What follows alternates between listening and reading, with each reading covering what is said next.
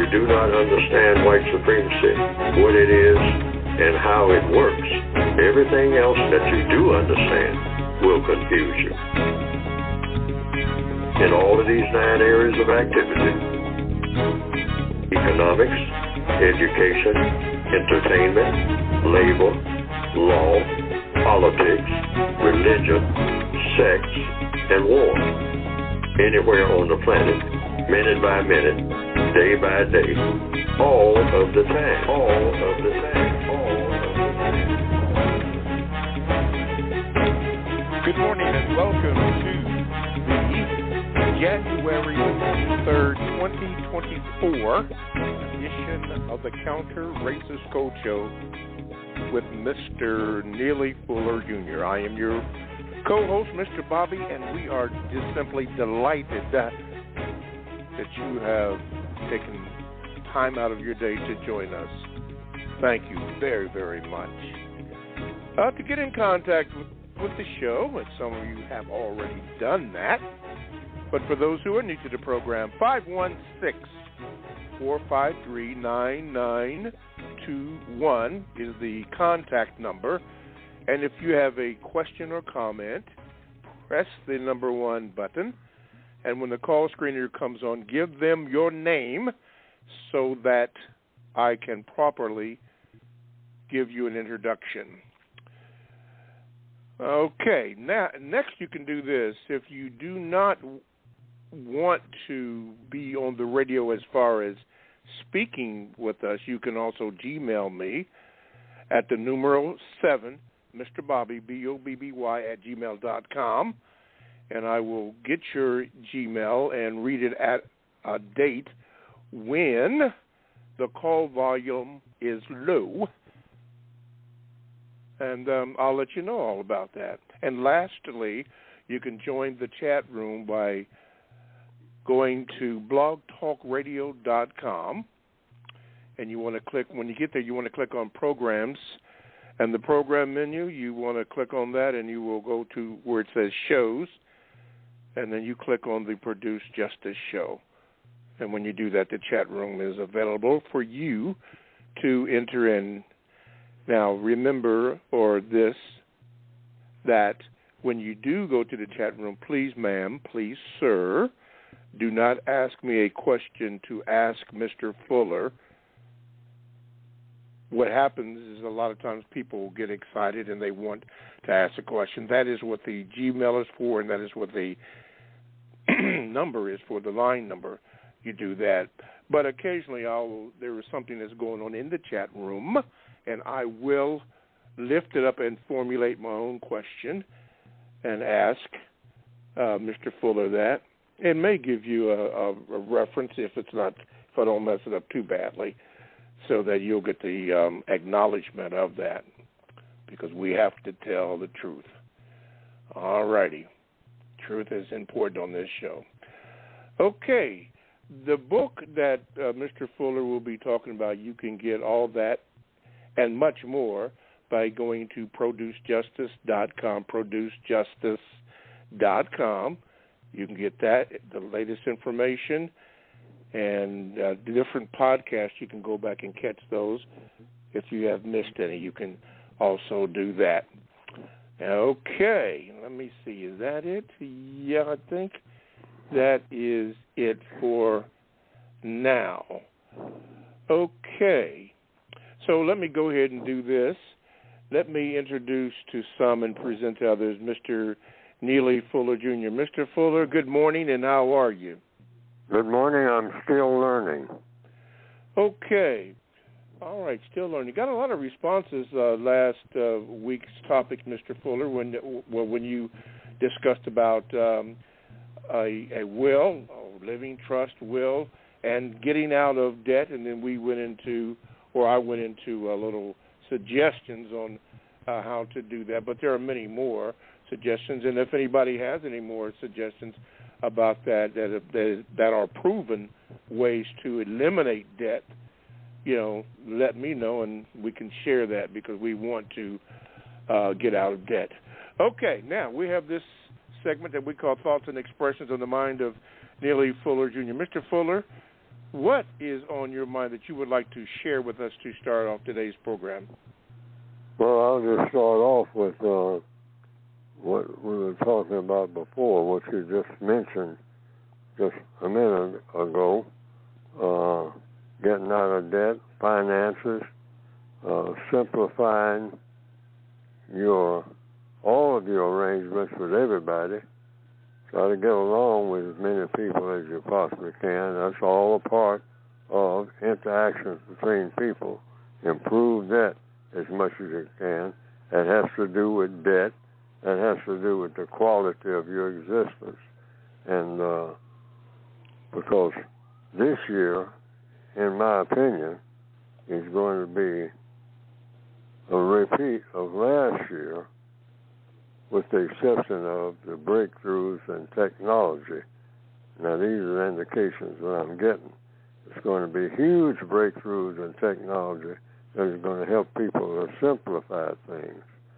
And, of course, I've talked about previously the will situation. I'm going to keep repeating that. Get that straight and get a will. Take your time and do it. But start now. Start now to thinking about it. Everything that, things you think you're going to get rid of when you're passed on, things that people think about who you're going to give things to, because you can give things to a lot of people before you expire. And that simplifies all of this stuff about, you might have heard the word probate and all like that. Just let everybody know. If you don't give it to them right away, you can say, oh, that car that we got in the garage has been there for some time that you've been wanting and whatnot. Hey, it's yours, if I pass on. All right, because I don't want to get rid of it right now because I have some plans for it or whatever it is, whatever the arrangement is. But you let a person know, this, whatever it is, I'm going to give to Cousin Kathy, all right? And so that might be the case. And so everybody will understand that. Oh, yeah, she always said she was going to give that to Cousin Kathy. All right, so that's right off the top. She can come and get that now. And that's just a couple of days after you've passed on, without that even being in the will. But if everybody understands that, that piece of land down there in Alabama, you know all about that. George knows all about it. And so nobody in the family wants to have anything to do with it because it's about $900 worth of taxes owed on it and whatnot. So nobody knows anything about it. They say it ain't worth much. But that'll go to Cousin Jake or whomever. But you try to get it in writing if you can. And in things you just don't think of having to be in a will, a person has to be sitting anxiously asking about it and all like that. You can just do that in front. And then another thing, burial. Now, burials are getting expensive, or have been for some time. And it's going to be somebody who might die, somebody close to you, and all like that. Get it straight about the burial before they are dead. So there's not a whole lot of hand-wringing and going back and forth about this, that, and the other. Get an idea of who you want to handle it, et cetera, et cetera, et cetera. And while I'm thinking about it, I've seen a lot on television about burial grounds. And people, as far back as I can remember, have talked to us. And they're resurfacing it now, talking about black burial grounds, historical sites, and all like that. Now, what's the codified view on burial grounds? So I came up with one that I think goes right to the point. Now, it's not traditional, but it's something to think about for those who want to think about it. It's the way I look at it and the way I practice it when it comes to whether it's burial grounds for me or for someone else. But when we talk about burial grounds in general, which comes under the code, applying to everybody on the planet, sacred burial grounds. We've heard that, well, these are sacred burial grounds. Well, the code takes the position, all ground, or what we call land, on this planet, in this universe, according to the code, is sacred. No such thing as any separate sacred grounds. I mean, ground shifts all over the place. They have earthquakes and whatnot. Ground lifts up itself and just walks somewhere else. Now, what about all the people that were buried there? All the people who were buried under volcanoes. Volcanoes erupt. Boom! Whatever's down there comes up. I mean, and fire every place. Trees falling down. We had a huge one back in the 80s, I think. Jimmy Carter, President Jimmy Carter at that time, said he flew over that area. He said, it's unbelievable what that area looks like. But there are people who are buried there, who are now molten lava. So what do you mean by sacred burial ground? Now, I know that's an old tradition. It goes all the way back to Egypt and et cetera, but people learn down through the ages, mostly slowly, when you start talking about tradition. And you should question everything. And something else the code says,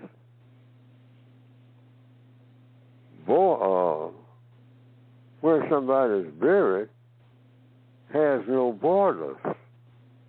They say that's a graveyard. Well, where's the border to a graveyard? They say, well, it goes to that fence over yonder, and the fence right behind us and whatnot.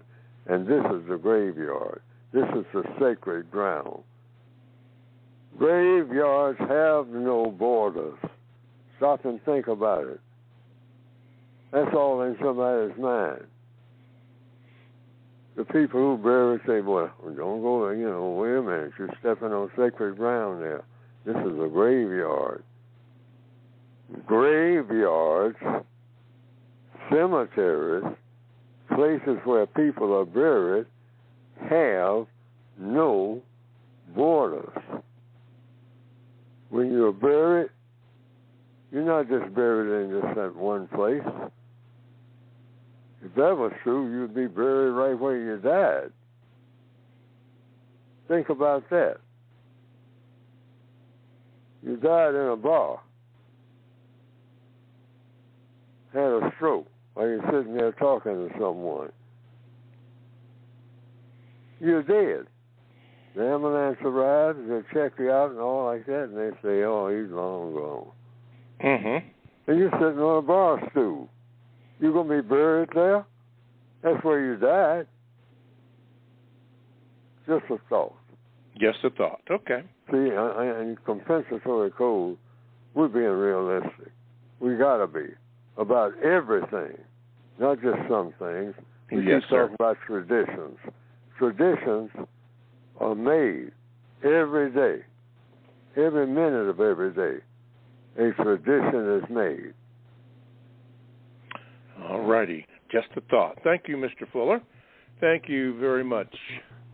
516-453-9921. Before I get to the calls, we do have a new caller. I will get to her. That's Ebony. But Ebony, hang on. We've got Victor and Corey in Ohio. Unappreciated third grade teacher from Ohio. I wonder if it's in the Dayton or Springfield area. But anyway, Mr. Fuller, you mentioned in your little soliloquy there about technology, and something came to mind today, and it's been mentioned on several programs when you and I were on TalkToHim@radio.com, and on this program about people wanting to publish your work through the various means of technology, upgrading e-books or whatever have you. Some of our conversations, I understand, are in the cartoon form on various platforms.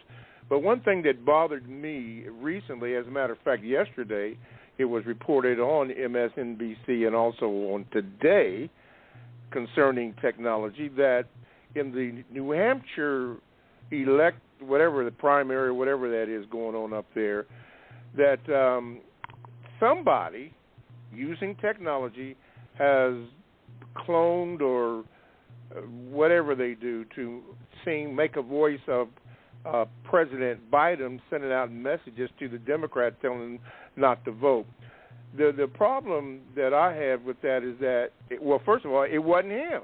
He didn't do it. He didn't have nothing to do with it. And it goes back to what you were saying about technology, about people wanting to do something with your writings and your voice and so forth, and you refuse to do that. And I could see why, because now they have the technology to make it sound like you, maybe even look like you with Photoshop, and people hear that don't really know you. Well, that's Neely Fuller that said that, and Neely Fuller did not say that. That's how dangerous the technology is now. They can look. Oh, yeah. Go ahead. Go ahead. No, you go ahead, Ms. Fuller. No, yeah, they can have my picture up there.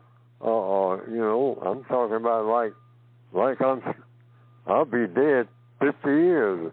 They'll have me up there like I'm alive. Yes. And they'll say, "Oh, everybody thought he died." No, yeah. he's a whole lot younger than he said he was. I mean, and so here he is right now, and we're going to present him, and it will be me. I mean, as far as what it looks like on television, voice, everything to perfection. Yeah. Have me talking, saying a whole lot of stuff about, how me and Hitler used to hang out at bars and whatnot. And just saying all kinds of stuff. Right. And they'll be able to do all that. Right. So and the danger. That's why I'm saying I tried to get my stuff out in writing, in some type of sloppy writing, which is what I did. And because when I look at my own writing, I say it got worse over the years. Yes. But the basic textbook, but I was taking into account what I'd been hearing about AI. Yes, sir. Well, the danger is that they could say something and make it seem like you said it and you didn't. You didn't have anything to do with that. That's how dangerous the technology is, and it's going to get worse. It's going to get worse. But just keep that in mind for those of you who feel like who want to help Mr. Fuller. Mr. Fuller has said what he said. He has it written down. That's it. Period. Mm-hmm. Right there. So if you're thinking about doing that, I would suggest don't. Okay, and the second thing is, and this might be something that Ebony, I think this might be her, but I'll tell you what, let me go to the phone call, and let's see if this is what I think it is. Ebony, wait a minute, let me see if I can get you in here. This is the new caller, so new caller alert. Okay, Ebony, because I have your information. I have some information for you if this is the Ebony. Okay, Ebony, good morning. You are on Mr. Fuller. Good day. Go ahead with your question for Mr. Fuller. I was looking. I was led to your direction via Dr. Francis Quest Welsing, and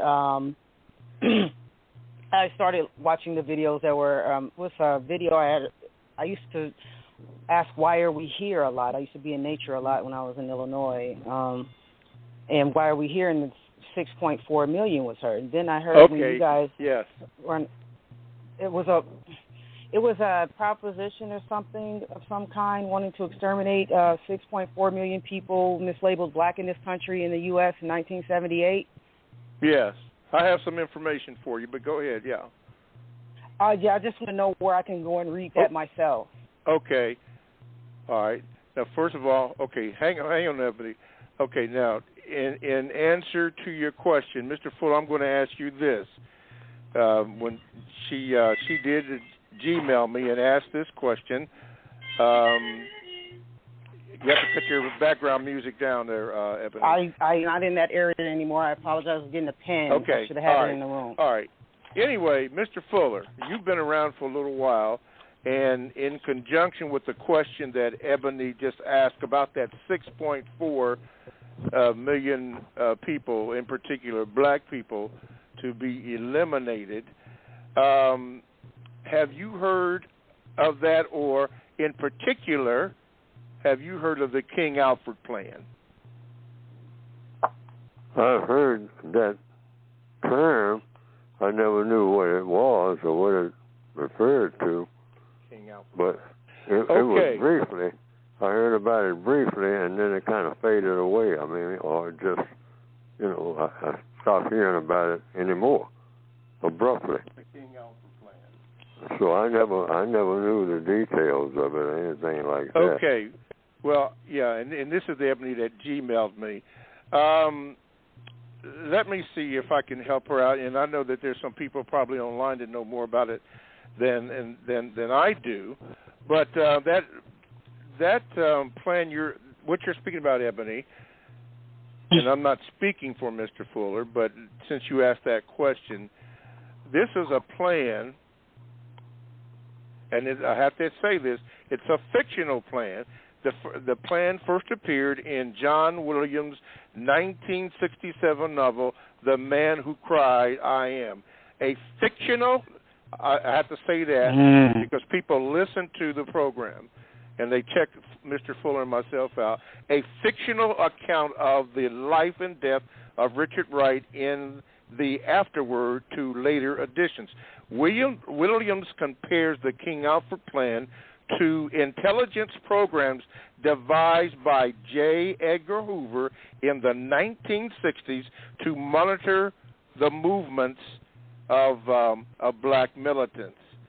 Now remember that the word is fictional because there's no proof that the CIA or whoever supposedly had come up with this, but this was the plan. And back in 1952, and you might be familiar with this, Mr. Fuller, there was the 1952 Highway Act. And what that did was put the interstates in certain areas, in particular black areas, coming into certain cities. And the military had access to areas that they could infiltrate black people. And I know this to be true because here in Ohio, up in Cleveland, Ohio, the Huff Riots in 1967, which I was there when that happened. And, yes, there were military troops.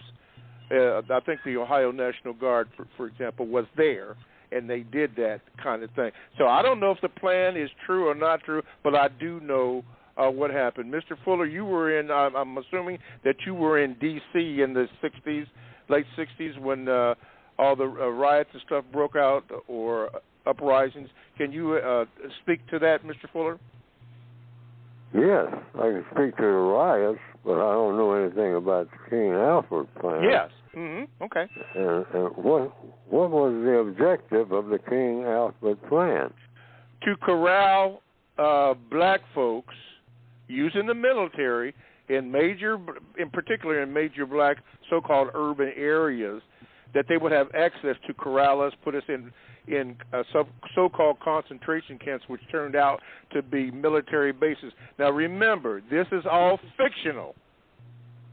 It's not true, but the plan was put out there by this man, Mr. Williams, John A. Williams, he wrote a novel on that, and some people took it and did things, with that. And so now you were getting ready to say something about the riots in the 60s? Well, not directly, because I think that the conversation is about the King Alfred Plan. That's the nucleus of it. So if you're talking about prison camps or something like that, or black people being rounded up, the white supremacists, according to the code, we've already been rounded up. Mm-hmm. I mean, they don't have to put us in any kind of camps. They don't have to hide nothing. I mean, who are they afraid of? It ain't nobody for them to fear except the Creator. Nobody else for them to fear. Who's going to do anything about it? Correct. If they announced it, like I've talked on this program about the Codified view, they could announce it in advance. We're tired of these black people making all this trouble. I mean, we do try to educate them. We try to do this with them, and they're just wild. They're just savages by nature. And so it's time to just get rid of them. And now we're going to do it in a sporting fashion because we love sports. We white supremacists. Mm-hmm. So we're going to give them a year to try to find some place to hide. After that, on a certain date, we're going out and kill every last one of them that we see. Just kill them. Kill them on sight. They ain't got nothing. I mean, they out here acting brave among themselves. Mm-hmm. I mean, they're going to find out what it is when the white supremacists decide to really clamp down and start playing with them. And we're tired of looking at them, tired of thinking about them, tired of them whining about not having this and not talking about some rights. They ain't got no right to breathe. Ain't got. Right. All right. Okay. So anyway, that's the codified view. I mean, we're already prisoners of war. Exactly. Okay. So what do you do with prisoners of war? You decide just to kill them all, just like they have in regular confinement. Any jail right here, a jail, D.C. jail right now, if the order just went out to kill all the people in D.C. jail, they would be dead. End of story. End of story. Yes, sir. Okay. Well, Ebony, anyway, you can get a lot of this information by going to Wikipedia, and it explains a little more in detail. And also the Indian Appropriation Act of 1871, it was called, the government said there was an Indian problem, and there's some information on that, 52 minutes from American Public Media. I think I saw that this morning. But anyway, I hope that answers your call. You answer your concern about that. Okay. All right, Ebony. Any more? No, I appreciate letting me know that it was taken from that and made it fictional. I thought it was something from the House of Representatives or something like that. I appreciate you all's time. All right, thank you very much. Okay, we're going to break it off for a minute, then we're going to go to the calls. Okay, you are listening to the Counter-Racist Code Show with Mr. Neely Fuller Jr., and we appreciate it so much. Now, to get in contact with the show, just simply dial 516-453-9921. That is 516-453-9921. And if you have a question, just push the number 1 button, give the call screener your name so that I can properly give you an introduction and we can go from there. All righty. You can also Gmail me at the numero 7, Mr. Bobby, MRBOBBY, @gmail.com. And I will get it, and I will let you know and read it at a time when the call volume is low, and then we can have Mr. Fuller answer your questions. And lastly, you can go to Blog Talk Radio to get into the chat room. Just go to blogtalkradio.com, and then you want to go where it says programs, and the program menu will come up, and then you want shows. Get the Produce Justice show. That's the one you want, and then you'll be eligible to enter into the chat room. So you can do that. All books, so Mr. Fuller will be talking about, not all books, but his book, you can get by going to producejustice.com, producejustice.com, and I think all of them are available. Okay. By the way, listen, because you know me, I make a lot of mistakes. Any information that I might give out that's incorrect, because we do try to tell the truth, let me know so I can correct that, because we have to tell the truth. That's one thing that is emphasized on this program, is telling the truth. You got to be truthful.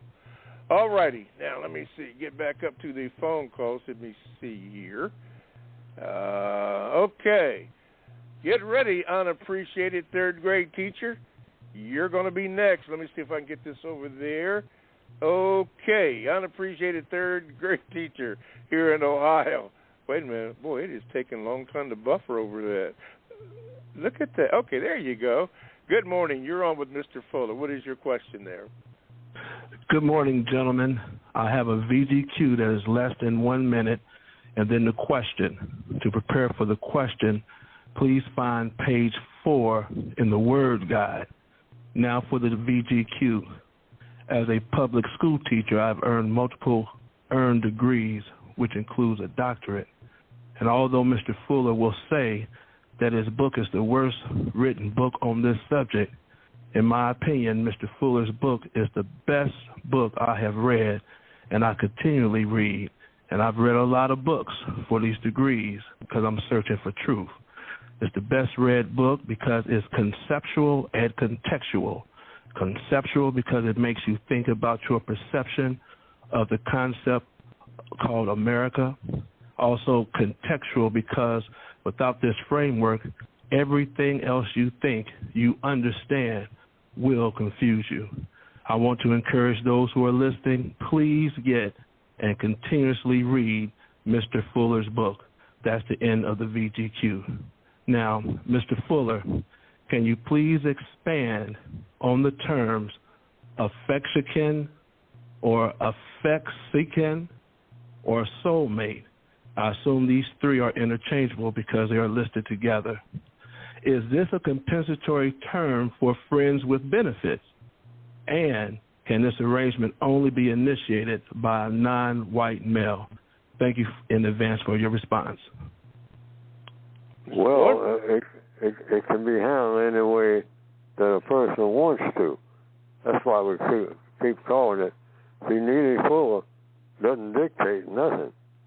I mean, I just make suggestions, and if it makes sense to the average non-white person, if it works for them, then go forward with it and put their own spin on it, their own style on it. But I'm just talking about relationships. Just like I started off the program this morning, talking about burial grounds. Rethink everything. What is a marriage? What should an ideal relationship be? What should it look like? And between whom and whom, under what circumstance?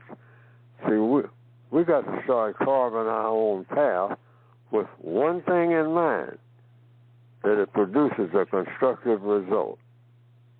That's it.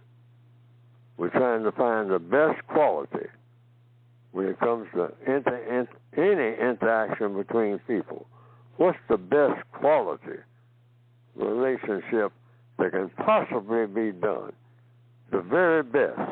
Not just something in between, something thrown together. You can consider everything. That's how you get to what the ultimate is. You consider everything.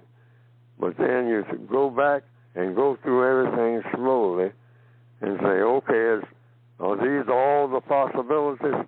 Say, yep, that's them. 132 possibilities of which way you can go with whatever it is that we're talking about doing. 132. So what you do is just comb through all 132 different views of what relationships should be like, right down to the finest detail.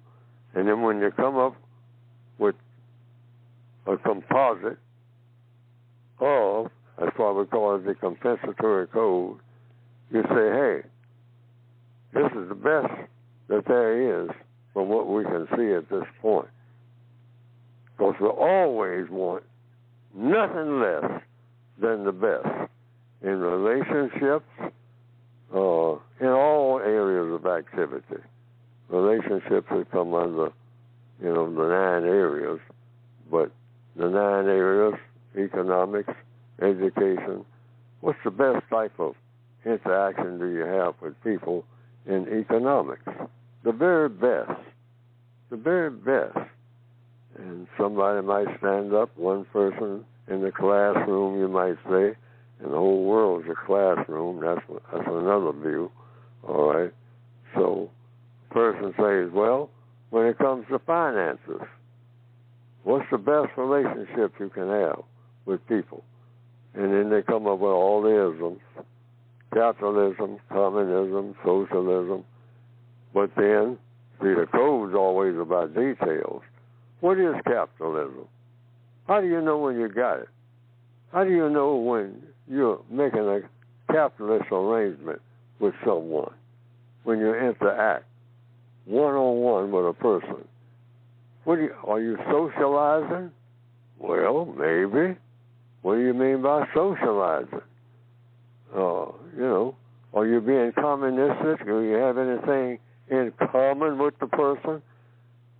Well, that's not exactly what communism means, having something in common with somebody. Well, why do you call it having in common? See what I mean? Examine everything. Everything. And you do that when you start talking about relationships.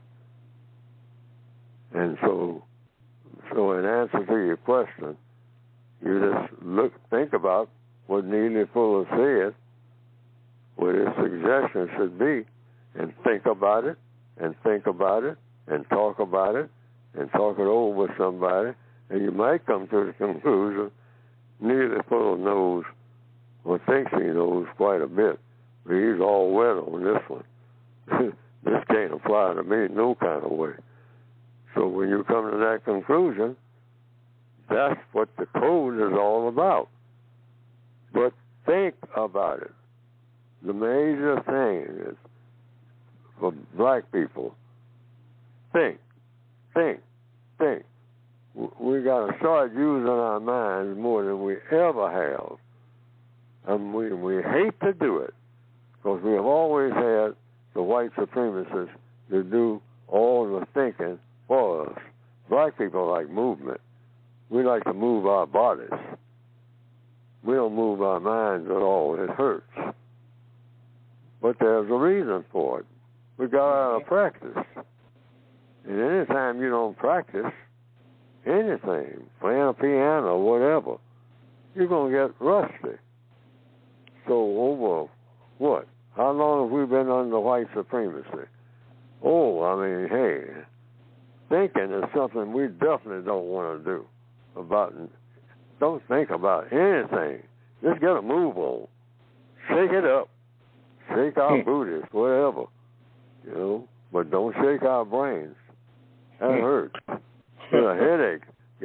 If I'm black and I got to do some thinking, oh, heaven forbid. I mean, don't do that to me. We start crying. But there's an explanation for it. The white supremacists beat us into not thinking. But when we get back to it, we'll find we love it. I'm a black person who thinks. I just don't jump up and start doing stuff. I think. What am I jumping up for? What am I going to do? And last but not least, what's going to be the constructive result of what I do? Yes. I took the broad road around, but that might answer the question. Okay. I hope so. Because the person did ask a very intelligent question. All righty. We will move on to Corey. Corey, let me see here. Having a little problems here with this cursor, but it's formulating. Wait a minute, Corey. Let's see here. It's just buffering. Okay, Corey, you're on with Mr. Fuller. What is your question? Greetings, Mr. Bobby, Mr. Fuller. Mr. Fuller, my question is, it's a request. Can you please expound on the importance of non-white black people, of us revealing the truth? I'm asking this question because I continually find that this very simple problem is at the root of getting in the way of us producing justice. So can you please expound on why it's important for black people to tell one another and all people the truth in all things in order to get a constructive result on the road to producing justice? Yes, you can't pretend something is real and it's not. I mean, you can't say, I can't say that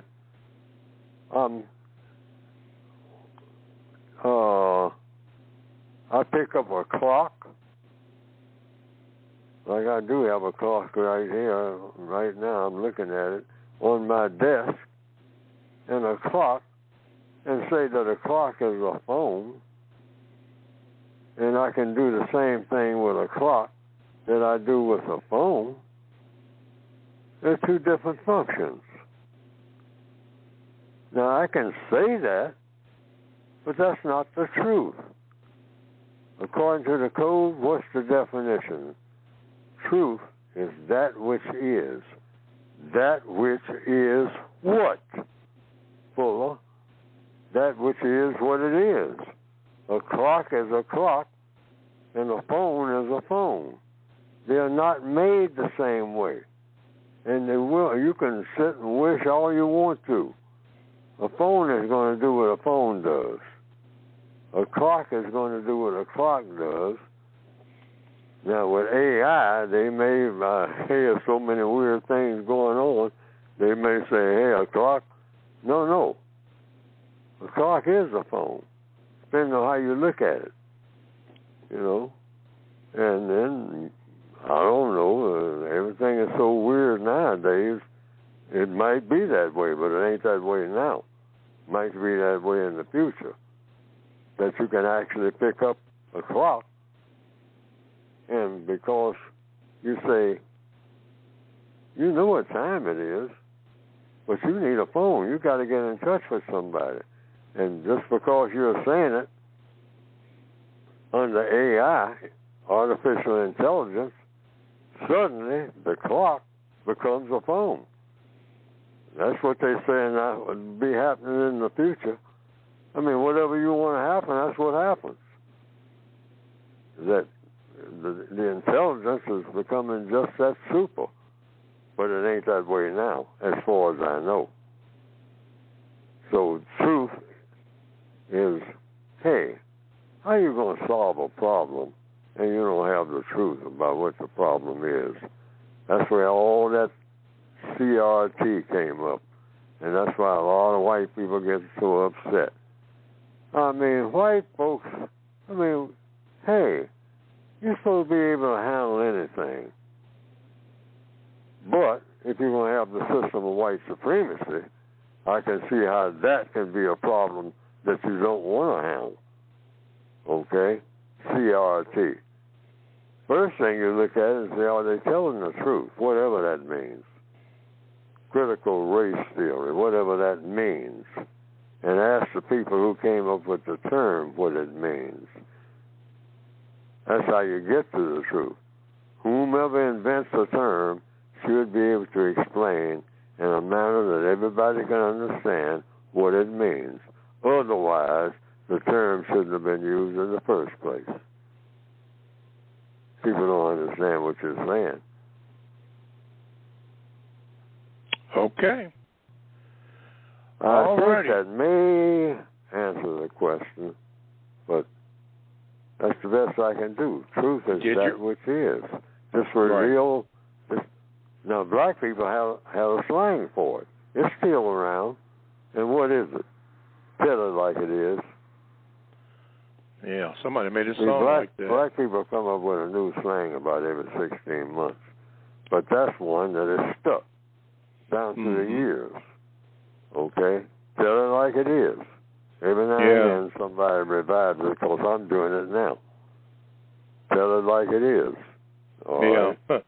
Yeah, the late, great Bobby Caldwell really sings that, but there's been a few other musicians, too, that have made a song out of it. Okay, wonderful, like it wonderful. The things are remembered through song. Yes. All righty. All right, Corey, thank you for your call. And let's go to Talif, the brother from the Yo. Okay, Talif, let me see if I can get this in. Having a little technical problems here. There you go, Talif. You're on. Good morning, and what is your question? Good morning, Mr. Bobby, Mr. Fuller. I haven't been able to call in. Well, I called in last week, but it was late. I've been pretty busy, but I have been listening. Real quick, VGQ. Everybody should get a trust or a will. I've had one since I was about 17. When my son was born, I revised it. I have 2 sons now. We have a small business, and it's their responsibility to update it every year. But you should have it.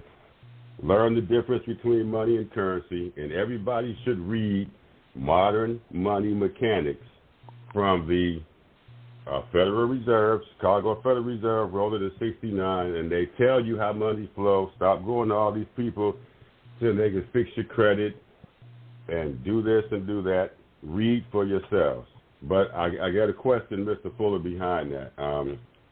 I haven't really been paying attention, but somebody brought it to my attention. This woman who's, I guess, in politics in South Carolina, her name is Nikki Haley, and I'm assuming she's of Indian descent from her parents. But she made the statement, Mr. Fuller, that America has never been racist, for what I understand. Now, everybody is going off on her, but I never heard anybody once ask her, well, what is your definition of racist or racism? And Mr. Fuller, do you think, before everybody goes off and assumes what she meant or cusses her out, somebody should have asked her that question, Mr. Fuller, and that's all I had to ask you today, and you guys have a good day and be safe. All righty. Mr. Fuller, response? I have said it with tears in my eyes over and over and over again. If you're talking about black people getting on a new wavelength and from where we have been stuck like forever, we got to do things differently. And the one thing that I harp on all the time, when somebody uses a term that's vague or a set of words, ask them what each one of those words mean. The code says all problems, whether it's Nikki Haley or whomever, every problem in the universe should be approached with what? One question after another. Don't close the door on questions. You want to know from the minute that a person says one word, wait a minute, hold it right there. What does that mean? What do you mean by racism? What do you mean by America? When you say America, what do you mean? What is America and what isn't America? I got about 2,000 questions about the word America. And a person says, well, 2,000? Well, as many as I can ask, because I really want to know what you're talking about. If Nikki Haley says it, whatnot, and say, wait a minute, you know, I heard what you said. I don't know what you mean, Miss Haley. So we can talk for 6 hours now about that one statement, word for word, what you just made. Now, black people got to get in the habit of that. Just like Mr. West said, rather than start squabbling and arguing and whatnot, and even arguing with each other about what Miss Haley said and what's all to be said about it and all. Wait a minute. What does she mean? They say, well, she said what she meant, and not necessarily. That might, just that one statement, I know that's what I'm doing right now, because I don't know what she meant. I heard her. I heard what they said she meant, and then I heard her say it. I think I heard her say it, all right, on television. But I didn't know what she meant. I think I know, but thinking that you know ain't the same as knowing. And the best way to find out anything is to do what? Ask questions. See, black people, that's that slavery thing again. That's that racism thing again. We were told, we were slapped in the face. Negro, don't ever ask me a question. Their masters would tell them that and still do. I tell you what you need to know. Don't ask me questions about nothing. You need to know whatever it is I tell you need to know. Blankety blank, blank, get in that ditch. You understand that, don't you? And so we got out of the habit of asking questions. I wonder what boss man meant. Ask him.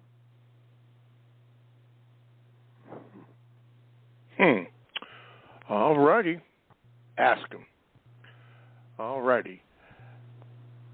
All right. Thank you, Talif. Appreciate it. Mr. Fuller, we have a few minutes before we close out the first hour. I need you to speak about your book. So go ahead, please. Well, the book, and someone very eloquently talked about the book, and I really appreciate that. But it is, for the average person, poorly written, because sometimes I go over what I wrote myself, and I have to take a double take. And I get there, and I always arrived at where I intended to go, but I do have to admit, I took a cumbersome route. I say, everybody writes better than this.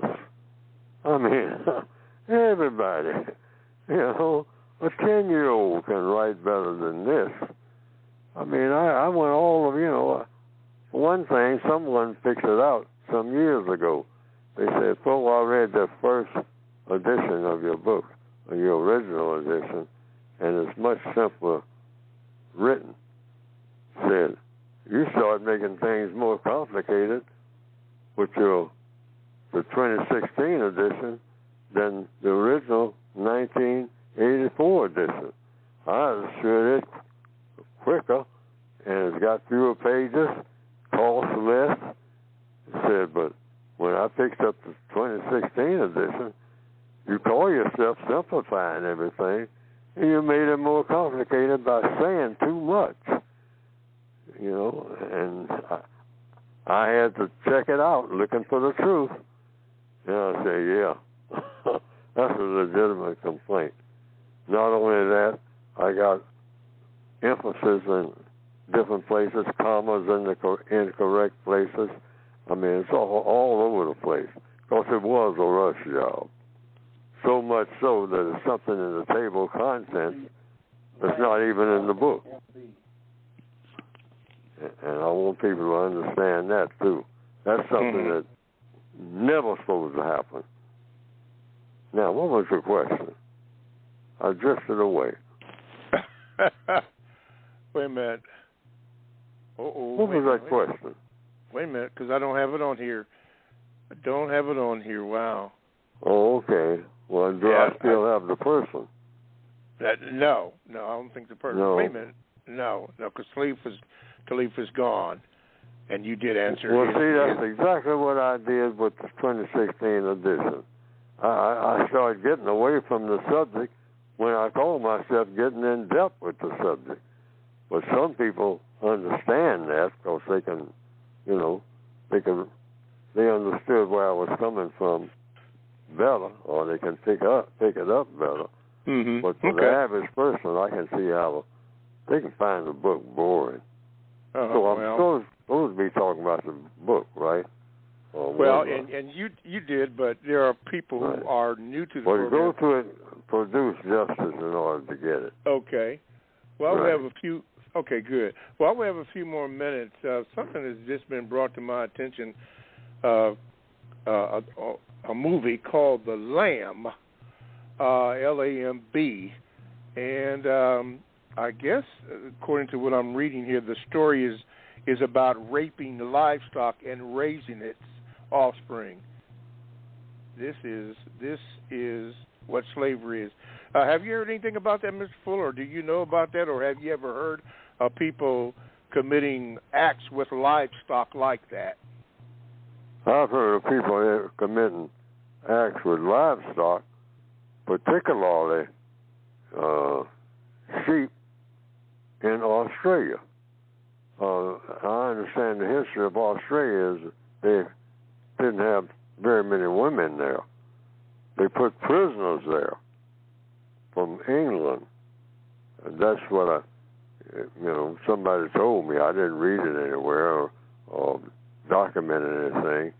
I've just heard that down through the years, that Australia was once a penal colony, like Devil's Island was for France.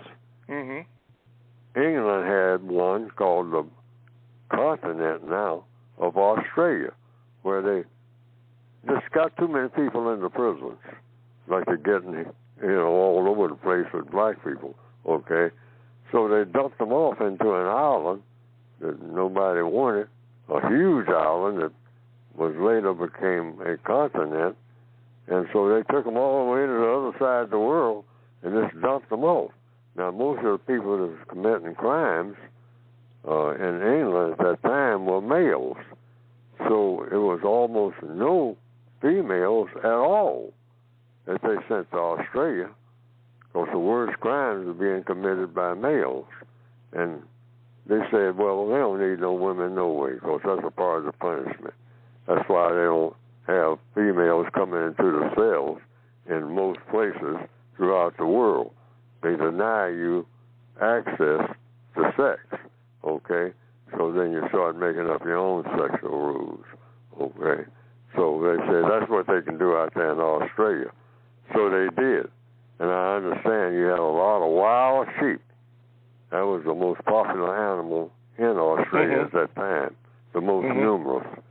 So when people, that was just routine.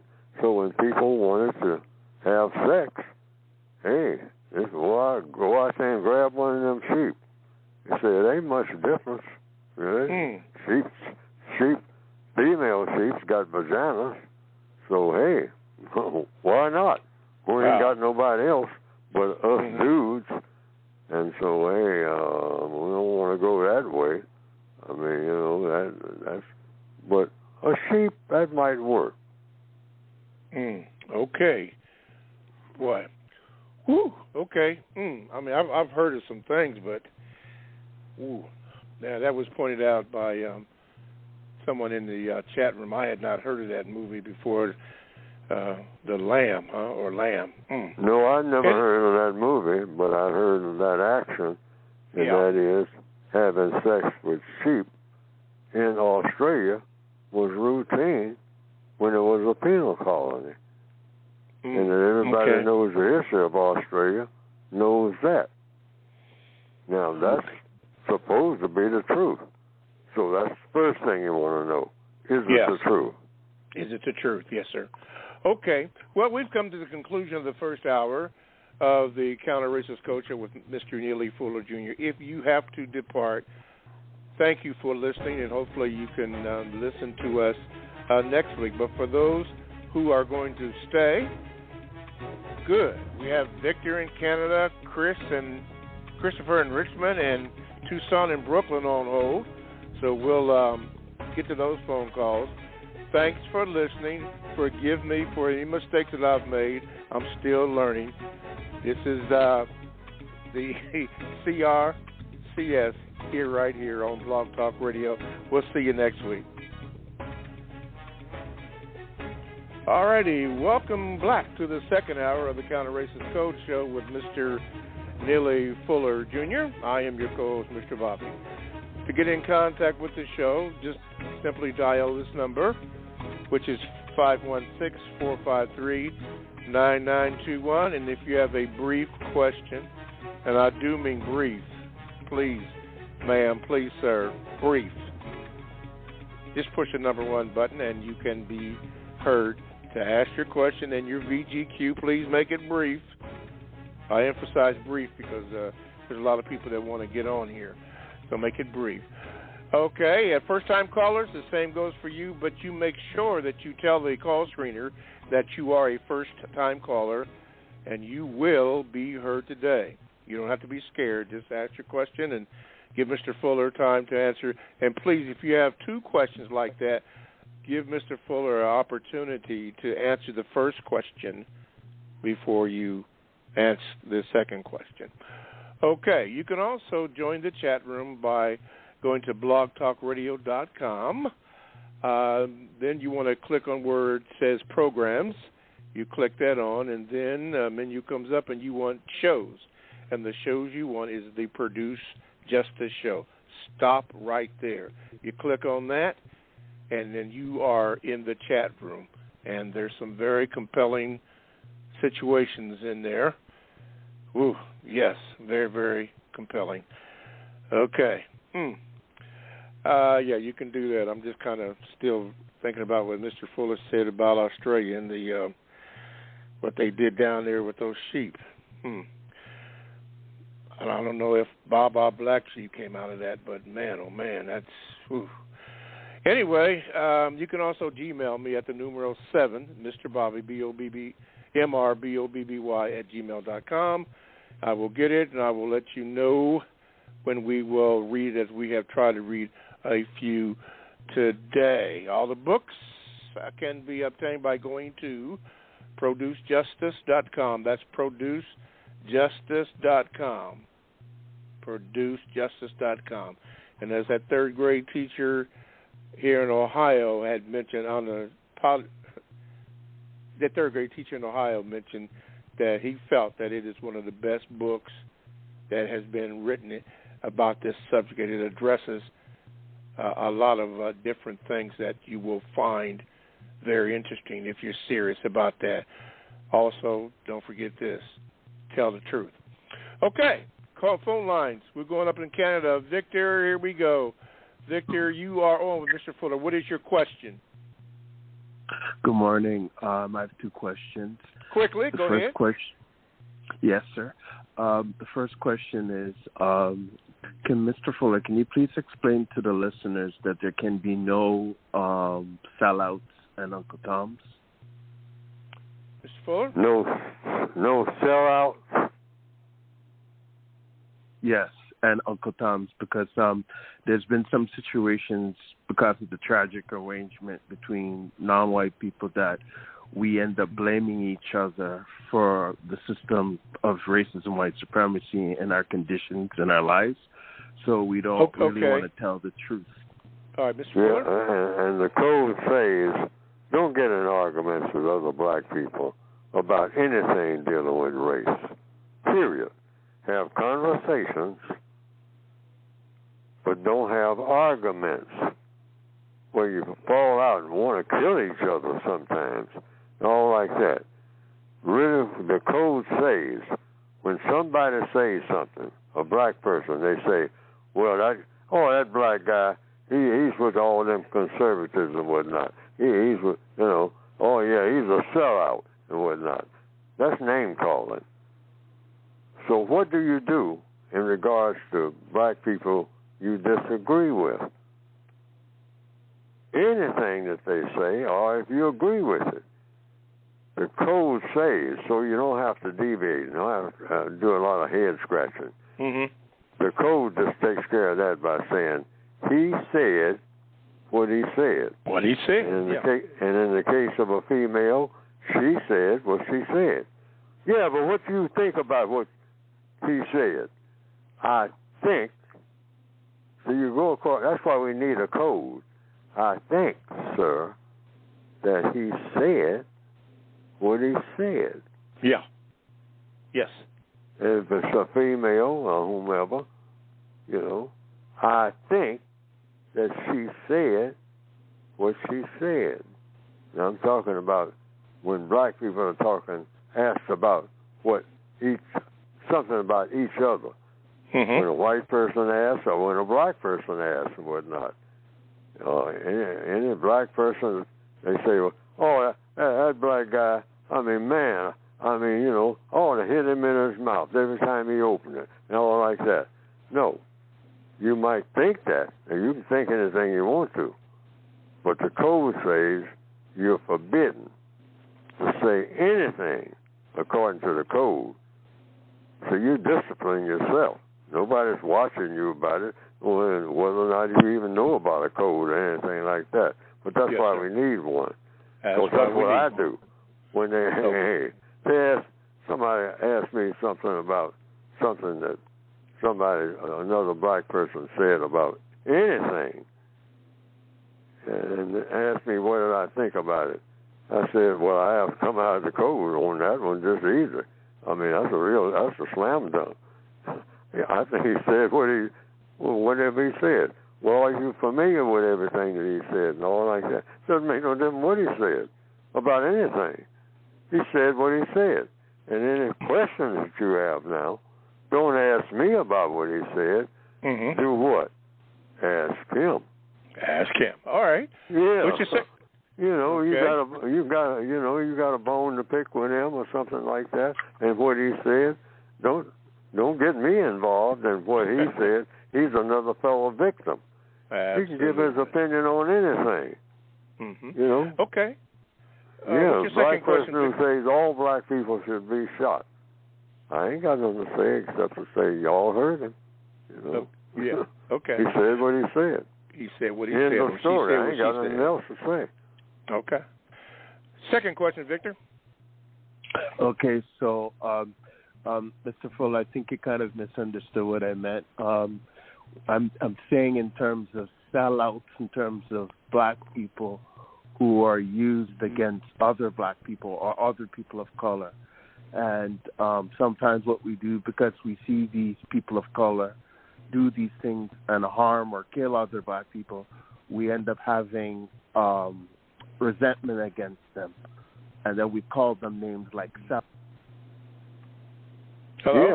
Yes, it's always been. And far back as I can remember, that's why I codified that. He said what he said, and she said what she said. Now, why did I come up with that formula after giving it all kinds of thought, which I did? I give it all kinds of thought before it goes into the code. Because the code is supposed to be, hey, it ain't going to get no better than that. That's what codification is all about. Don't get no better. Okay? So, how did I come to that conclusion? Because it doesn't work. Doesn't work for what? To get the most constructive result. So what do you do? Since this is a compensatory code, making up for what's missing, you blame the white supremacists. Why? Because if you're going to tell the truth, they are the ones to blame. Black people wouldn't be acting like that. They are our teachers, our guides. They feed us, clothe us, even give us our dark glasses to hide the truth behind. Because the eyes tell the truth sometimes about you. Somebody said what? The eyes are the mirror of the soul. I don't know where that came from. Might be biblical. Somebody can find out that. See if that's true. You know, the eyes. Yes. That's why I say that people shouldn't do things to attract attention to their hair or their nails. And then let everything else go. Because that's what black people have been trained to do. And when it comes to females, it's hair and nails and nothing else. And when it comes to males, it's hair and what else? Footwear with a fancy name on it. Head to toe and nothing in between. And certainly, when you say hair, hair goes on top of the head. And inside of the head is the brain. Black people ain't supposed to pay no attention to that neither. Don't make that brain work at all. Body, all right. Body can do anything. Handle that body any kind of old way. All right? And that's why we're in the shape that we're in. And we can talk about food. That's why we can talk about food all day. Yeah. Because health is at the top of the list when you start talking about reparations. That comes under economics. And the next thing is housing. The next thing is education. And the next thing is transportation. Transportation. Big four, I call it. Yes, right. If you're going to talk about reparations. 516-453-9921 is the number that you call. Let's go to my man who talks about the care unit all the time. That would be Brother Muko, Christopher, and Corey. You guys hang on. Let's see, Brother Muko. Let me see if I can get you over here, because we are there. There we go. Brother Muko, you're on. Good morning. Good morning, Mr. Bobby. Good morning. Still learning you and Mr. Fuller. Glad y'all here this morning. Thank you for the constructive information, Mr. Fuller and Mr. Bobby. Always, I have one question for you, Mr. Fuller, and this is for my care unit in Compton, my care unit on Twitter. Can you express the importance of, especially for victims of racism, white supremacy, that when we ask questions, the importance of not helping with the answer? And Mr. Bobby, can you keep me on the line? Okay, I will do, sir. Yes. When you're helping them with the answer, you're talking about what you're answering the question. Because you want them to be led into what you're already thinking, rather than getting the truth from them, the way they see it. See, so just be ready with another question. That's the mechanics of doing it. Otherwise, I've done it many times, but on account of the code, I say, wait a minute, no. Now, I cut that person off right in the middle of their question, and when they start trying to give their answer, then I jumped in with both feet. All right? That's a mistake that people make all day long everywhere. I hear it over and over again. You ask a person a question.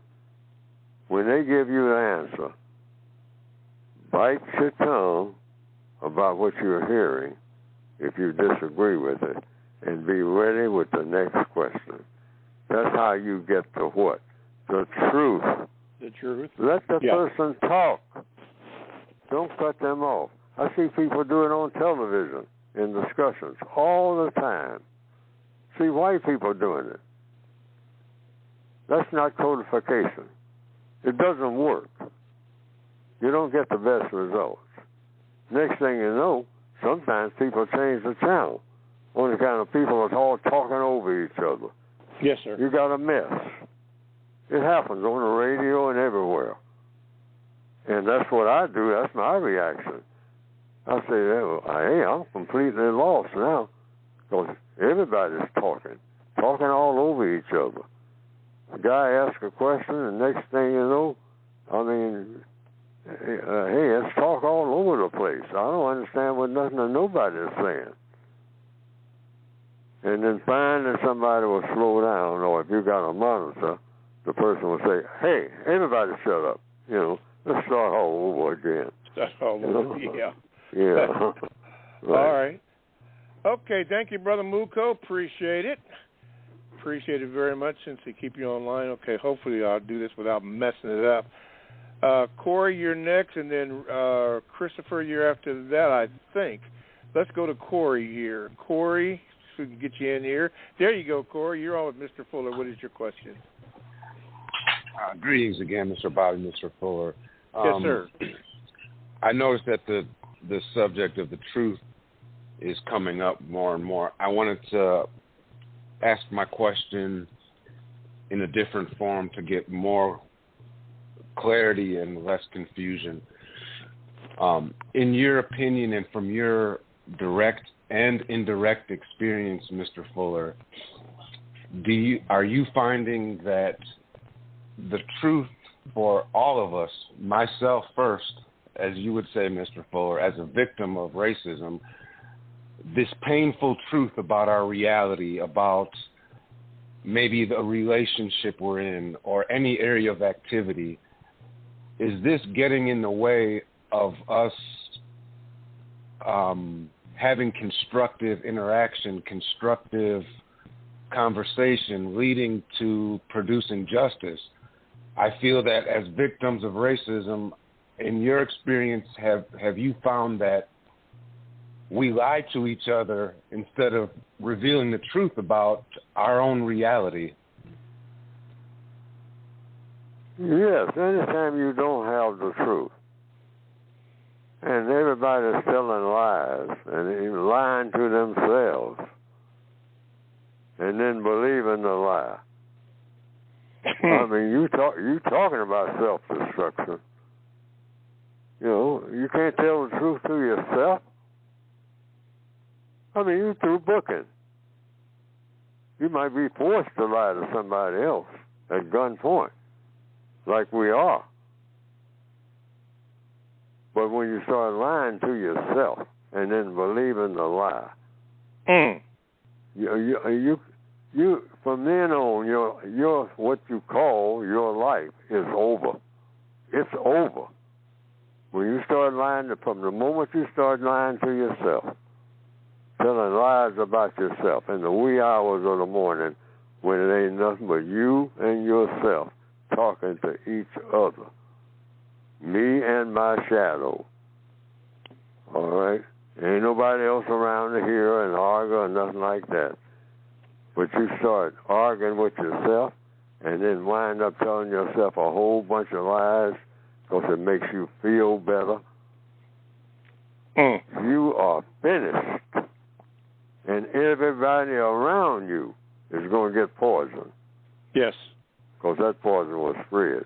You're lying to yourself. You know what you're going to do with somebody else. All right. All right, Brother Corey. Thank you for your question. Okay, Christopher. And then maybe we'll get to Nicolette. Called in early today, Nicolette. Good. Anyway, let's go to Christopher. Christopher, get ready. Here in Richmond. Let's see if I can get you there. Okay, you're clued in, Christopher. Good morning. Hello. I first have a VGQ. So about what y'all were talking about earlier with Neely saying we're being conditioned to not want to think. Before I discovered you and Francis's work, Neely, I was riding in a car with one of my associates, and we would go back and forth between what type of music we would listen to, and he more wanted to listen to rap, and I wanted to listen to music with live instrumentation, like singers and stuff. And he would always basically say, "Don't play that stuff because it makes me think." And that didn't make any sense to me when he said it. But then when I started listening to you, that made a lot more sense to me that day when I was in the car. But my question for today was, in the code, you said that there are 3 racial classifications that are actually in existence, and you're basically saying it's white supremacists, white people, and non-white people. But even within our program today, And within the code itself, after you say that, you refer to people as black. And I just know all my life when I was referring to myself as black, like I was lying to myself, because I would look at a tire and I would say, well, they're telling me that that's black. So are we lying to ourselves? Like, I'm just a little confused. Well, the code takes position: white, non-white, and white supremacists. 3 classifications, that's 3. But non-white takes on black, brown, red, yellow. But you can say black because black is basic. And from what I understand, depending on how you want, where you want to start, how you want to look at it, most of the universe is black. So I just conjured up the idea that everything comes out of blackness. They say out of the light comes out of darkness. They even got things in space called black holes. And this is space that's black. But then you got a hole in the black that's blacker than black. That's how it's been explained to me. And that's at core of the blackness. See, black has even when you pass all the stars and all the planets and all like that, then you have nothing but blackness. That's what that is. It's not gray or anything else. It's just blackness. Black. I mean, you've gone past all the stars, all the planets, all the different trillions of galaxies, they call them. I mean, they consist of millions and millions and millions of stars. You've passed all of that. You've gone as far as they can go, they say. You're fiddling with the, touching with the borders of what they call just space, endless space. And all of this space is black, except it's not just black, but you have holes in the blackness that are blacker than the black itself. Talk about AI, artificial intelligence. Now imagine that. You've got black holes that are blacker than the black that the holes are in. And they pull, they say they have a lot of gravity. Everything else that's blacker, but not as black as black. And certainly any kind of light that comes near it is going to be sucked into the core of that blackness.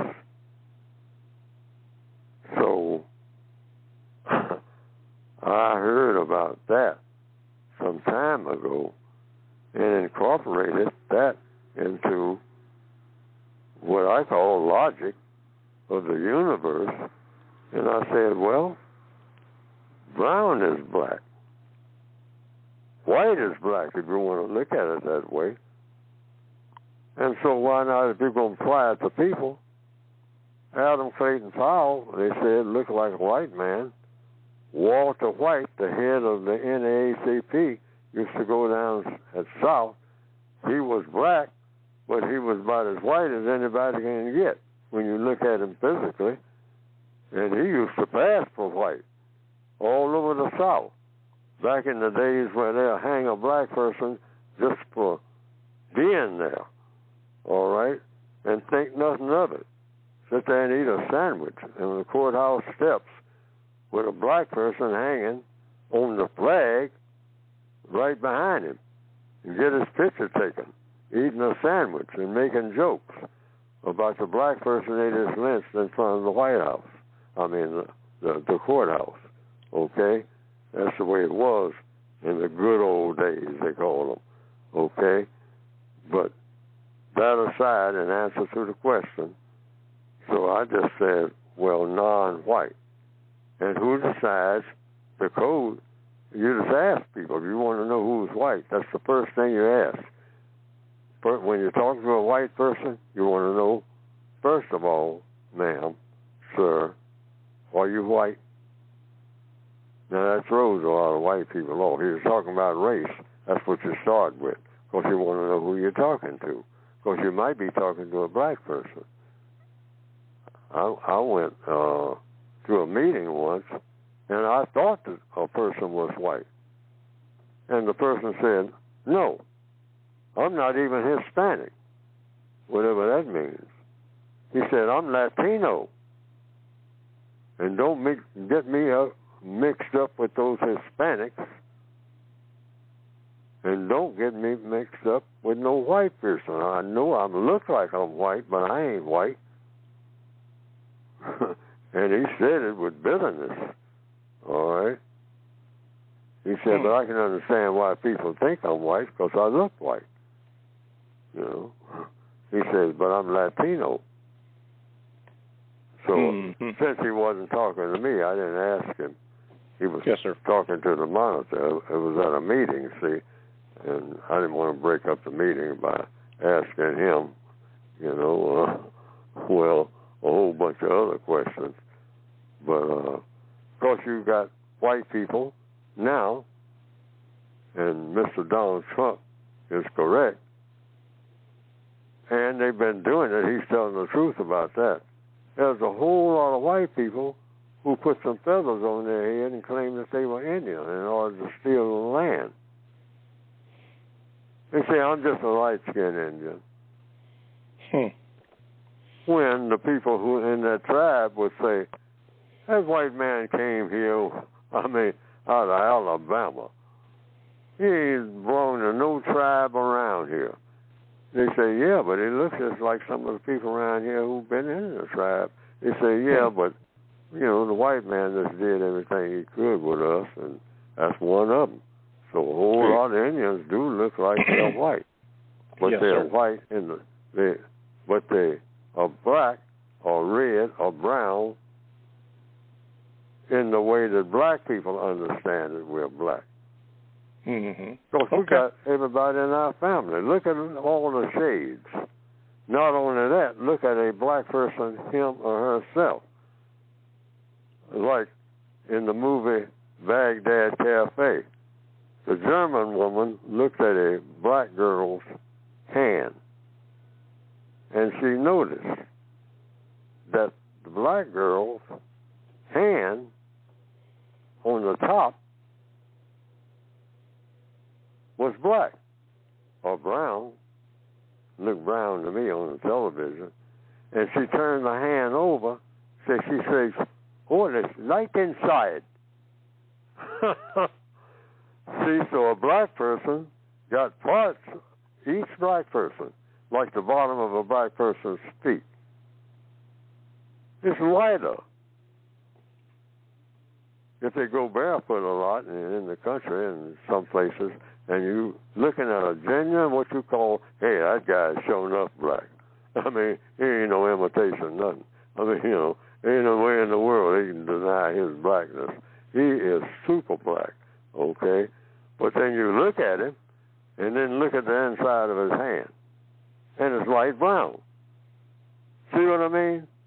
Oh, you can get confusing. And you know what? It's supposed to be in the system of white supremacy. Because the system of white supremacy, the white supremacist says who's genuinely this and who's genuinely that. They determine who's black and who's white, minute by minute. Depends on if it serves white supremacy. All right. That's all they want to know. Does it serve white supremacy? Do it. Say it. Right. Well, with that, we're going to leave it right there for a moment. Thank you, Christopher in Richmond. Let's take a break here. You are listening to the Counter-Racist Code Show with Mr. Neely Fuller Jr., and we thank you for all your listenership. We have about 30 minutes to go, so if you want to get into the program, you know what number to call. But for those who don't, here it is, 516-453-9921. We have a couple of lines available if you want to get in. So, and when you do, since we are getting short on time, make your questions short and sweet to give Mr. Fuller time to answer the question, because as you see, he will use countless examples to make sure that there is clarity in whatever he is addressing, because he's going to tell you the truth. Some people can't handle the truth, but he's going to tell you the truth. But anyway, do that. You can also join the chat room by going to blogtalkradio.com. Then once you do that, then it has a program menu. You click on the program menu, and then you want shows.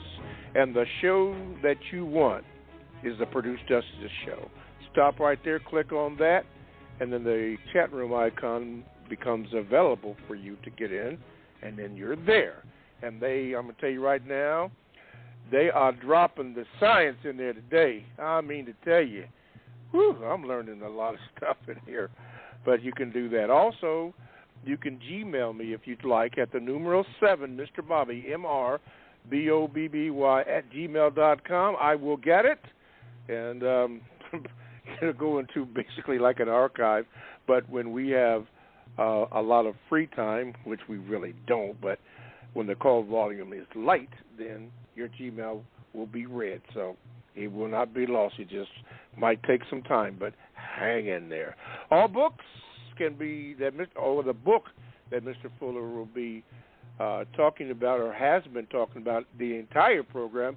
You can get it from producejustice.com, and all of them are in. All of them are in.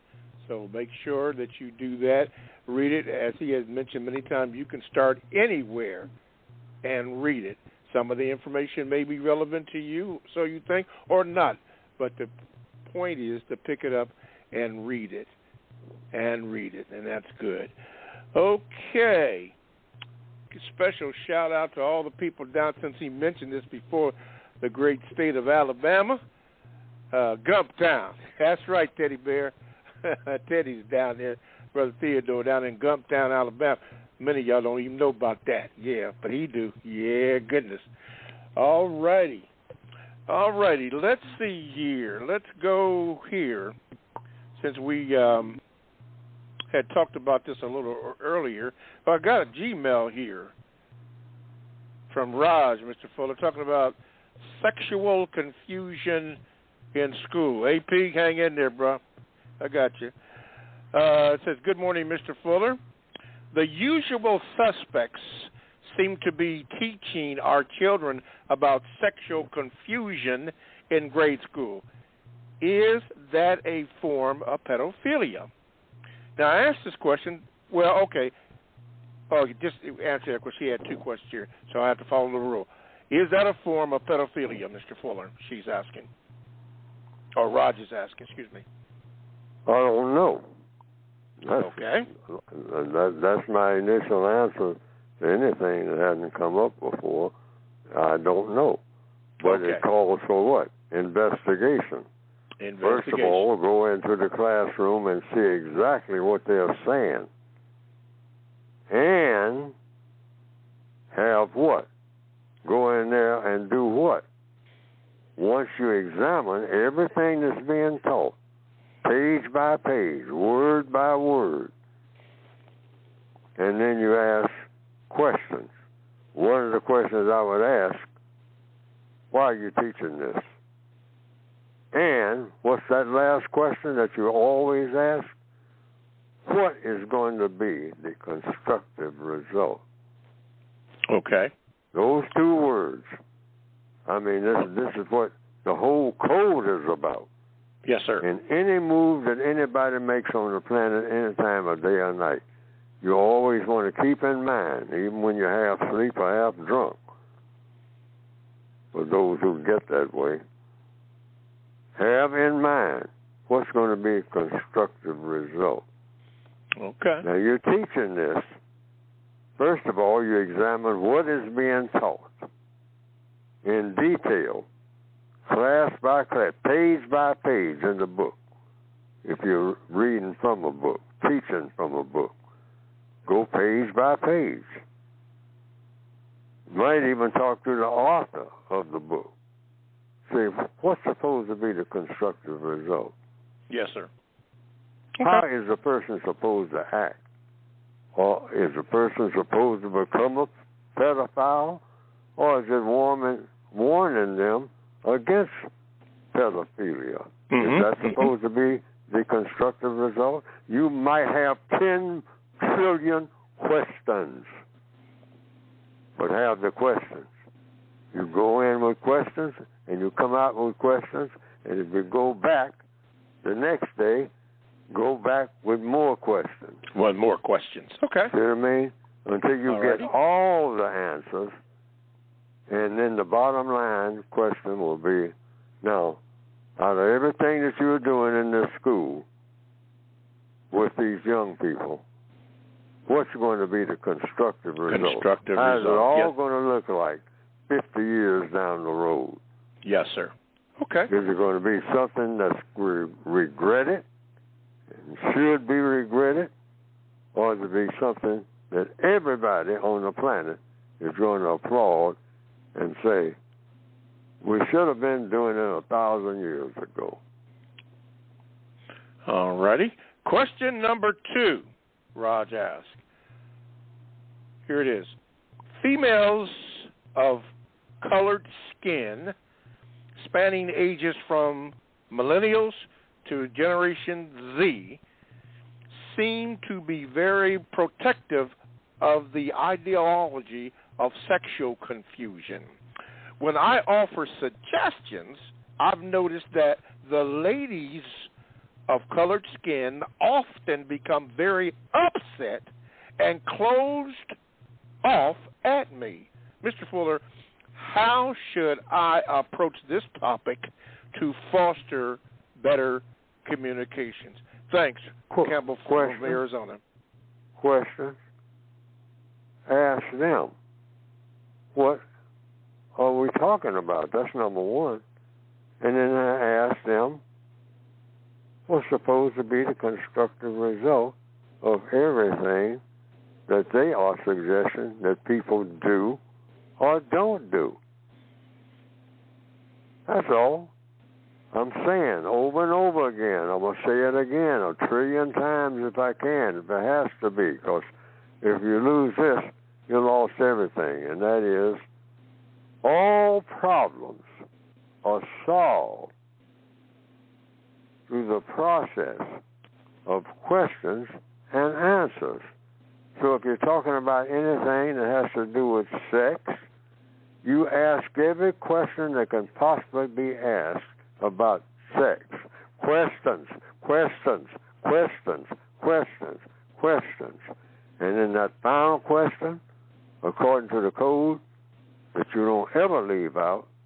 Now, if you do everything that we're talking about that people should do or shouldn't do when it comes to sex, and then we finally decide what's the best thing to do when it comes to sex in every situation, and then everybody agrees on what's the best, because it is the best, all right?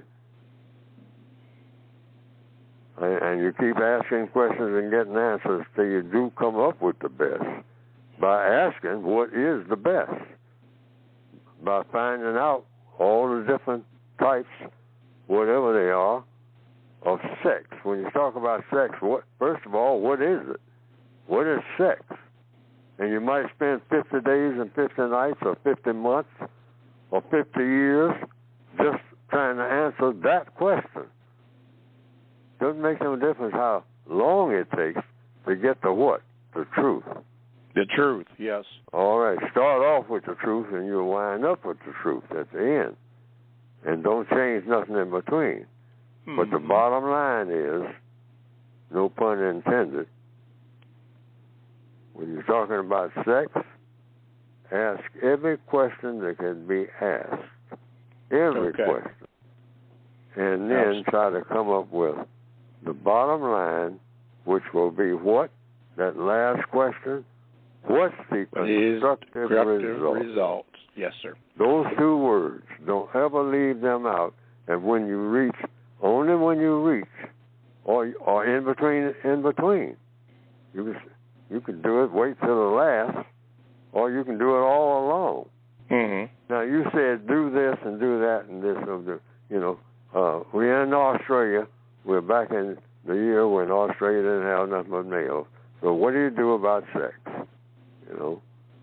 And you answer the question when you finally get to the bottom line, what's the constructive result? Yes. When you have a whole bunch of males and a whole bunch of sheep and other animals, but more sheep than anything, what do when you don't have no females? All right? That's the question. That's the question. What's the best thing to do? All right? The best thing that you can do. Do you masturbate? Okay, so let's discuss that for about 50 days. All right? Is that the best thing you can come up with? All right? Could be. Oh. But you don't find out until you do what? Ask questions. Ask and questions. Get answers to the questions. And never, never, never, I want to emphasize this too, never move to the second question until you have answered the first. Yes, sir. Thank you very much, Mr. Fuller. Thank you very much. Okay, let's see here. The person in the 954 prefix, I don't have your name up here, so give the call screener your name so that I can get you in here. In the meantime and in between time, let's go to AP. AP, get ready. I'm getting ready to put this cursor over there.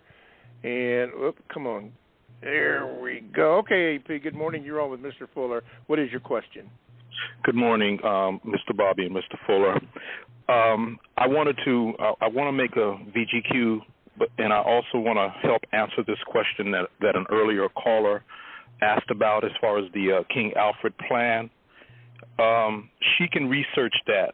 The person who had a video on that very subject name is Ray Higgins, Hagins, called the King Alfred Plan. There's a video that you can get that on from probably YouTube or Google it. Okay? And I want to speak about, you speak about truth, Mr. Neely Fuller, and from my observation, I understand and know that truth is being suppressed greatly and contested to produce confusion and chaos. So it's very difficult in the system of racism, white supremacy, to get to the truth when you see such a concerted effort to suppress that truth. And the callers have been calling in. I've had this on my mind. Mr. Fuller has expressed it himself in his thoughts that there's a concerted effort, especially by, let's say, in the politics of things with Republicans and Democrats. They both play both ends against the middle of issues, and it creates confusion and chaos.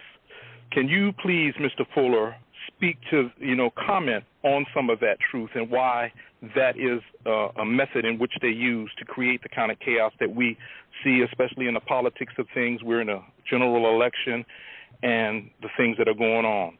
And also, as far as the sheep that you talk about, I've heard that story before, and it makes you wonder about what foods are safe to consume when we have prisoners doing those kind of things. That's my comment, and I'd like to seek an answer. All right. Thank you. Mr. Fuller? Well, the first thing is when you start talking about, we got to always stick with the first words we hear, Republicans and Democrats. Now, when Neely Fuller's asked anything about Republicans and Democrats, Neely Fuller goes straight to the code on that one. Because I go to the code for everything. When I say go to the code, I don't mean just what I wrote. I go to the universal logic. And universal logic tells me the questions again. I just heard some words. What words?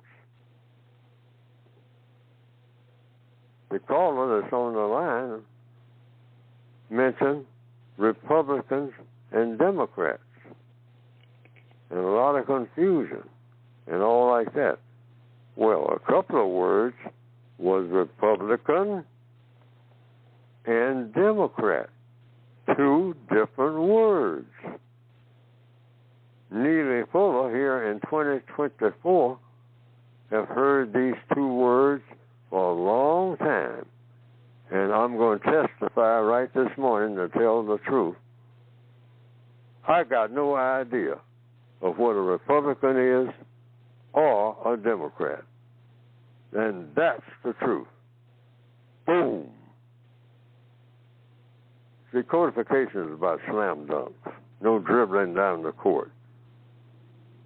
I got no idea what people mean. So I got to ask questions, okay? When you don't know what something means, you ask, what is a Republican? What does a Republican do? What does a Republican eat for breakfast? See, I got a million questions. And then I can make comparisons between a Republican and a Democrat.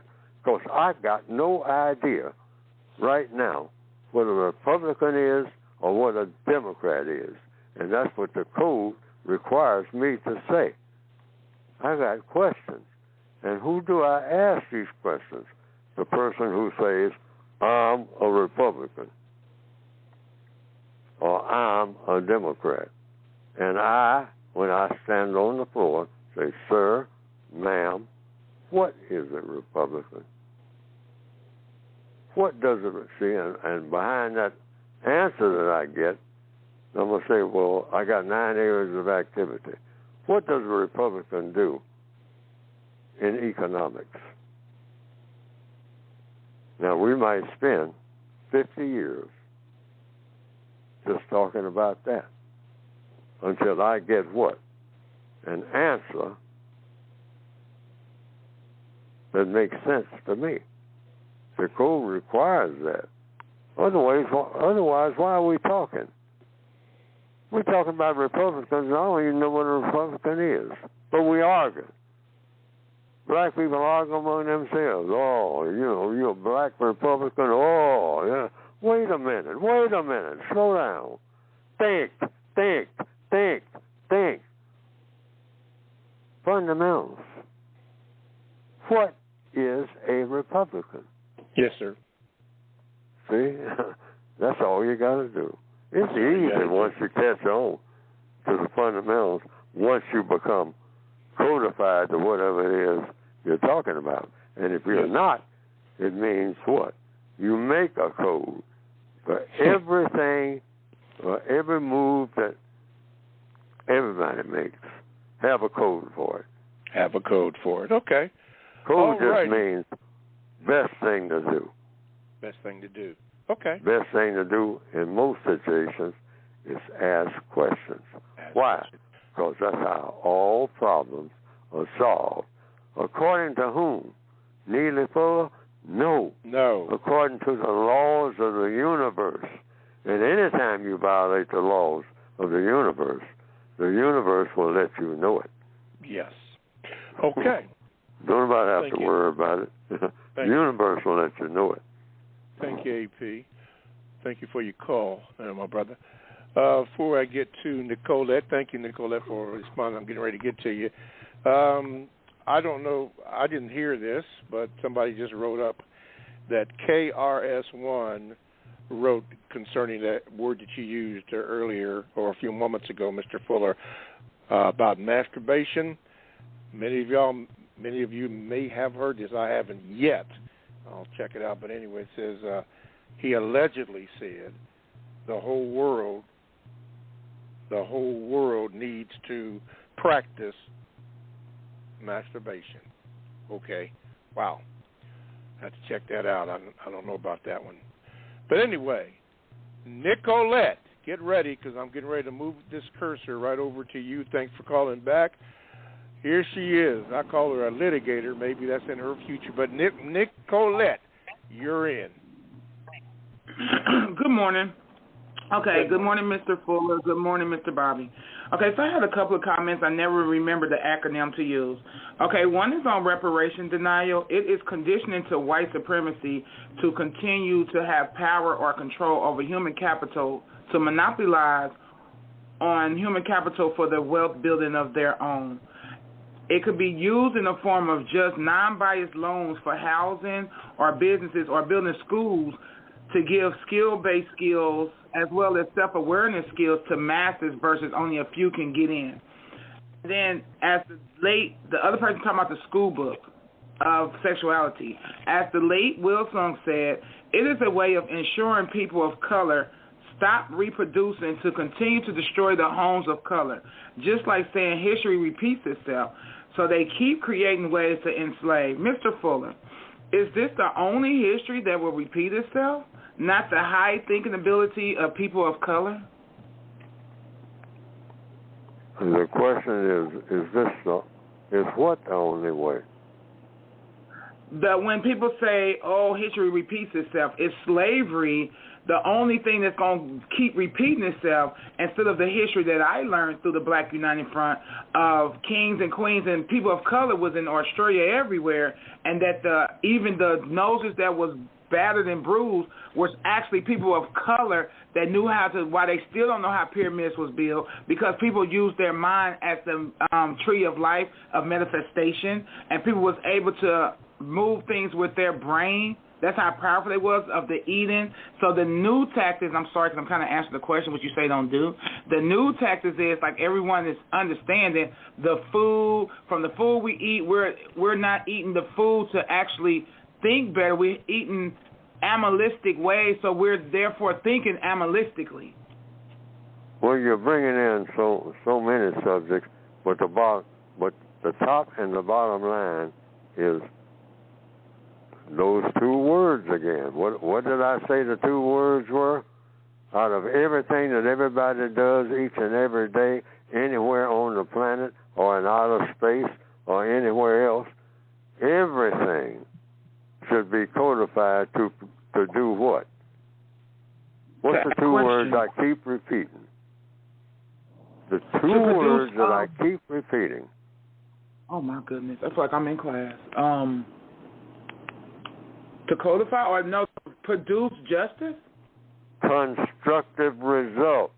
Oh, constructive result. Yes, you produce justice is excellent because that's a constructive result once you produce it. But that's leading up to it. We don't have justice nowhere on the planet. And there's no recorded record of justice being practiced anywhere, because what's the compensatory definition for justice? It's guaranteeing that no person is mistreated ever, not for 2 seconds. You got to guarantee that in order to have justice. And the second part is guaranteeing that the person that needs help the most gets the most constructive help. Now, there's nothing in recorded history that said that anybody has accomplished that in recorded history. No person being mistreated at no time, under any circumstance. If you ain't got that, you ain't got justice. Because justice is about guaranteeing that it ain't no mistreatment, and guaranteeing that the person that needs help the most gets the most constructive help, constructive results. Constructive results. There's that word again. That's all you got to do when you see anybody doing anything. Just say, wait a minute. It's just the most constructive result that can possibly be done under these circumstances. Because if it ain't, get back to the drawing board. Yes. That's where the code says you got to be. And yes, sir. Thank you, Nicole. And alongside of that, this is what we must all keep in mind as we are obtaining the constructive results. Everything in this life as we know it is a process, meaning that it takes time, as in studying as we are doing now. It takes time to grasp the concept of producing justice. Everything takes time. If you want a biblical reference, the book of Ecclesiastes tells you that. To everything there is a season and a time and a purpose under the heavens. It goes on and on.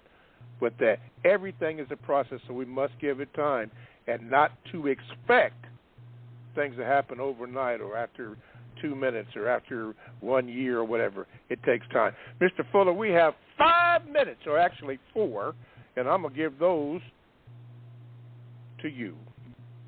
Yes. Well, since we kind of ended on that note about time, that comes under economics. When a baby is born anywhere on the planet, including those that are born over there on the Holy Land right this minute, babies are being born. Babies are born equipped with 2 things: time and energy. And in some cases, like in a war-torn zone, like over there in the so-called Holy Land, all land is holy, but that's another discussion, extended. But babies are born with time and energy. And that's what leaves you when you leave this planet into the spiritual world. You lose time and you lose energy. So what you want to do is learn how to use time and use energy to produce what while you're here? The most constructive result that you can possibly come up with in everything that you do. When it comes to economics, which is the essence of time and energy, that's what economics is. Education, entertainment, labor, law, politics, religion, sex, and war. And that's why I named the website first thing order of business in the world the way it is now is to produce justice. What is justice? To use your time and energy to replace the thing that gets in the way of justice more than anything. Replace the system of white supremacy with the system of justice. That's how you're supposed to be. Because if you don't get people straight, people are the most intelligent creatures on this planet. If the people are not straight themselves, which none of us are in the system of white supremacy, if they are not getting the most constructive results, then everything else is going to be chaotic anyway. And everything that people themselves do is going to be chaotic or incorrect or not the way the time and energy is supposed to be used. Mm-hmm. All right. ProduceJustice.com, first order of business. That's right. Well, we have come to the conclusion of today's program, and so we do thank you for listening and responding and your questions, your being in the chat room and all. We do thank you very much. I do have to ask you for forgiveness, please, for the mistakes that I've made, because it has been many. I will try to do better and keep on listening. Mr. Fuller, the last words of this program, January the 23rd, 2024, goes to you. Make that will, and remember, burial grounds, think about it. Think about it. What is a burial ground? Wherever people are buried. And people are buried everywhere. Alrighty. Sacred burial grounds. All ground is sacred. Yes. All land is holy. Alrighty. We'll try to do better next week. Thank you, Mr. Fuller. Thank you, callers. We will definitely try to do better next week. All right, everybody have a good week. All right, 888, take care. Bye.